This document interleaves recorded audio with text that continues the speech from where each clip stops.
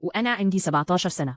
يوم عيد ميلادي رجعت من الشغل في مطعم صغير ماسكة قطعة تشيز كيك، كنت واخداها بدل الأجر، وكنت فرحانة إني أخيرا هبدأ أكمل تقديمي في الكلية.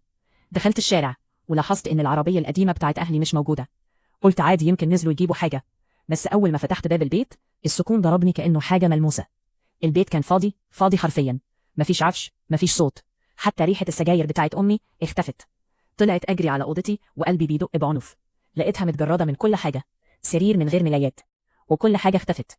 وعلى المرتبة كان في ورقة واحدة، مسكتها وإيدي بتترعش، كانت بخط أمي: مفيش سلام مفيش اعتذار، 4 كلمات بس، هتعرفي تدبري نفسك. قعدت الليلة دي مكورة على نفسي وبعيط لحد ما عيني ورمت وقفلت. ما كانش مجرد سفر، أهلي اختفوا، خدوا كل حاجة، هدومي، اللابتوب، حتى شهادة ميلادي، وأنا عندي 17 سنة ومعايا 84 دولار بس، وعجلة كل شوية بتعطل. تاني يوم ما نتش وما بلغتش حد، كنت عارفة لو دخلت في نظام الرعاية حياتي هتضيع والجامعة هتبقى حلم انتهى. فقررت أشتغل، رحت للشغل وقلت لمديري إن أهلي مسافرين وطلبت شفتات زيادة. بقيت باخد دش في الجيم وأنام في البيت الفاضي لحد ما البنك حجز عليه بعد شهرين، ومن ساعتها بقيت كأني مش موجودة. اشتغلت 3 شغلانات، بذاكر تحت نور الشارع وبسيب الأكل عشان أوفر فلوس الكتب. كنت بعيش على الغضب، هو اللي كان بيدفيني بدل أي بطانية.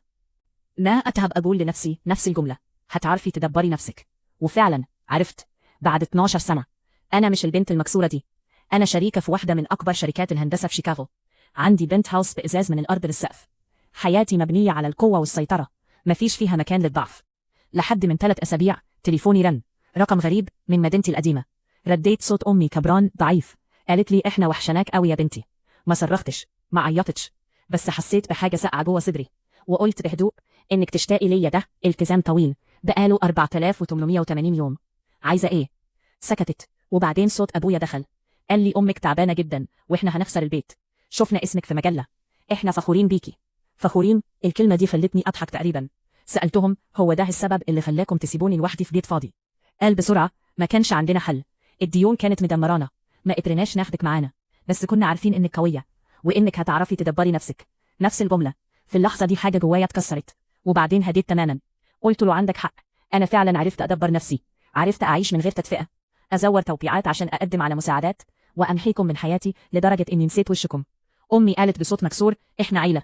قلت لها: العيلة ما تسيبش الطفل لوحده. وسكت شوية، وبعدين قلت لها بهدوء: أنا مهندسة معمارية وبعرف أحل المشاكل كويس. فجأة حسيت بالأمل في صوتهم. قلت لهم: هبعت لكم حاجة يوم الجمعة. ووقفت. يوم الجمعة وصل لهم ظرف، أكيد كانوا مستنيين فلوس أو شيك أو فرصة جديدة، لكن اللي كان جواه ورقة واحدة بس، مكتوب عليها بخطي: هتعرفوا تدبروا نفسكم. وحطيت معاها لستة بملاجئ قريبة وأماكن أكل مجاني. كلموني 30 مرة في نفس اليوم، وأنا كنت شايفة التليفون بينور لحد ما مسحت الرقم نهائي. أنا ما نجوتش منهم، بس أنا محيتهم من حياتي. وبصراحة الهدوء عمره ما كان حلو كده، بس الهدوء ساعات بيرجع يوجع.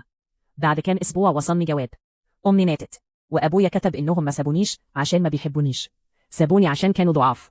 الكلمة دي فضلت في دماغي: ضعاف. بعدها بأيام كنت واقفة قدام قبرها، من غير دموع من غير كلام، بس فاهمة إني بنيت حاجة أقوى من اللي هم كانوا يقدروا يعملوه. وأنا ماشية حسيت بحاجة غريبة، ما بقيتش غضبانة ولا سمحت، بس بقيت حرة. وفي طريقي للخروج شفت لوحة فيها إعلانات لملاجئ ومساعدات، وقفت، طلعت تليفوني واتصلت، وقلت عايزة أمول مشروع سكني مش فاخر، حاجة بسيطة وآمنة للعائلات اللي على وشك تخسر كل حاجة، عشان ما حدش يستاهل يتساب لوحده ويقالوا اتصرف لوحدك.